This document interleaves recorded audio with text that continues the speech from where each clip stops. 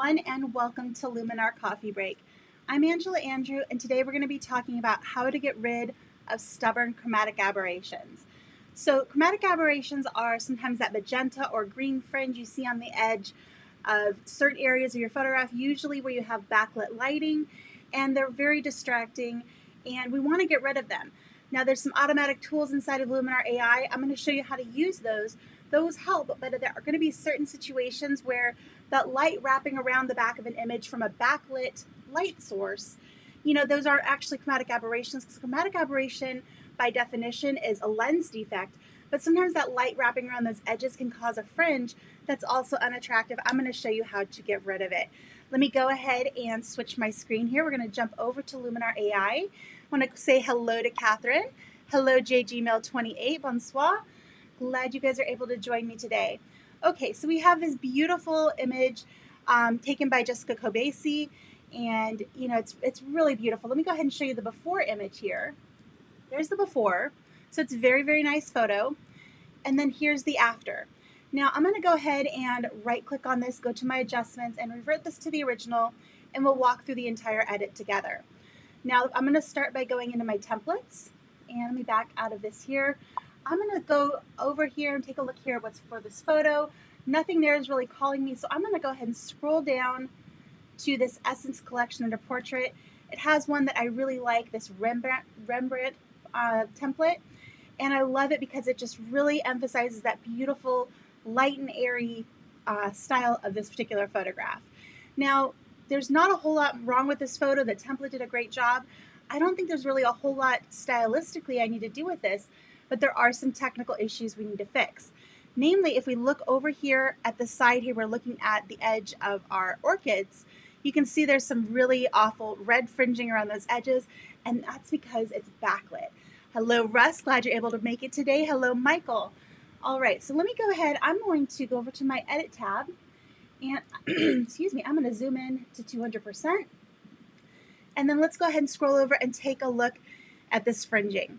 So this is the area that I want to deal with. And in an image like this, it's light and airy and the colors are so soft. Then you have this harsh red outline on the edges of this orchid stem. It's very, very distracting.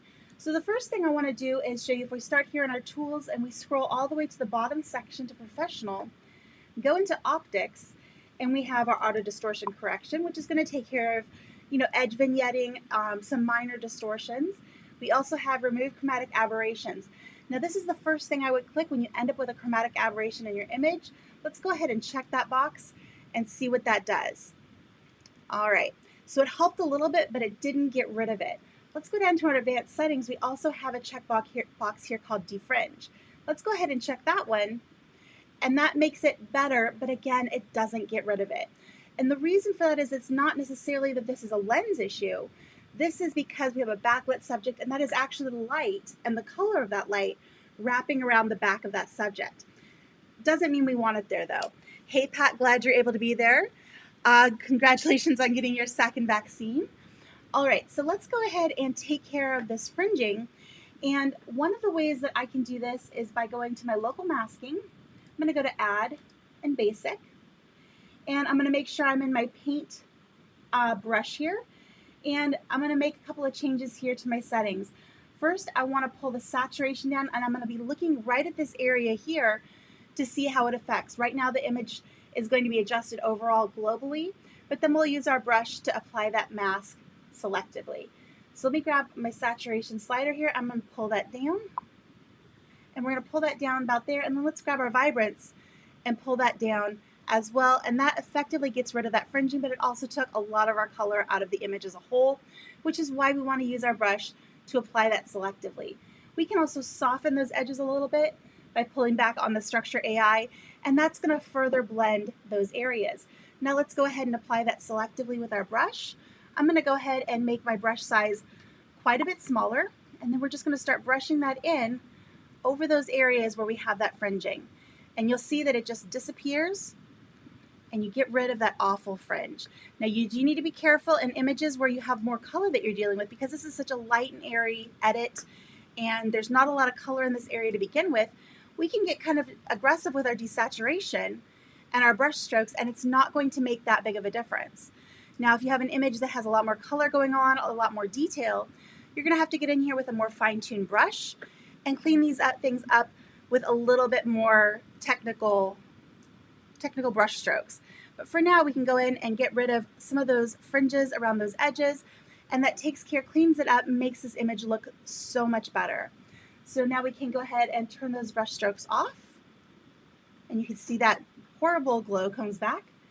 We turn it back off, and those marks disappear, and now our image looks beautiful. I can go ahead and, oops, I didn't want to do that. Let me go ahead and just undo that. Give it just a second.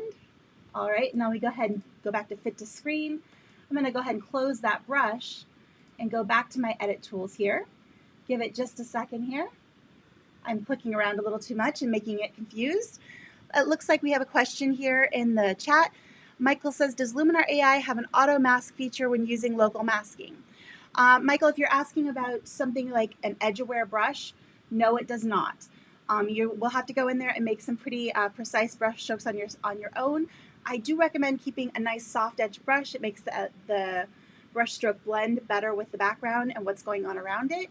But if you have something very precise to do, you do have to get in there with a very precise hand and get in there and technically fill in some of those details. So this is, hopefully something you don't have to use often, but you have the tool in your toolbox now to go in and fix those chromatic aberrations when they're not being fixed by this optics tool. And like I said, the optics tool is meant to correct chromatic aberrations that are typically caused by a lens. And this happens a lot, especially in lower end lenses, kit lenses, things like that. They're much more common. If you get up into higher end glass, it doesn't happen as often, but it still happens. So that's why I wanted to make sure you have the knowledge to know where to go to find this optics tool. And then also for those times when the light is just bending around the edges of those subjects and it's causing an unsightly halo and glow and fringe, you now know how to go in and correct it. So I really hope that was helpful. I want to say hello to Edu. I think that's maybe how you pronounce the name. Sorry if I didn't say that quite right. All right, let me know in the chat if you have any questions, any follow-up on this. Let's go ahead and just take a once more look here at our before and our after. And I hope you guys have a great rest of the day. I hope this was helpful for you. If you like this episode and the Coffee Break series, make sure you give us a thumbs up. And Vanelli and I will be back with you tomorrow for our weekly wrap-up. And we look forward to seeing you then. Have a great afternoon, everybody. Bye-bye.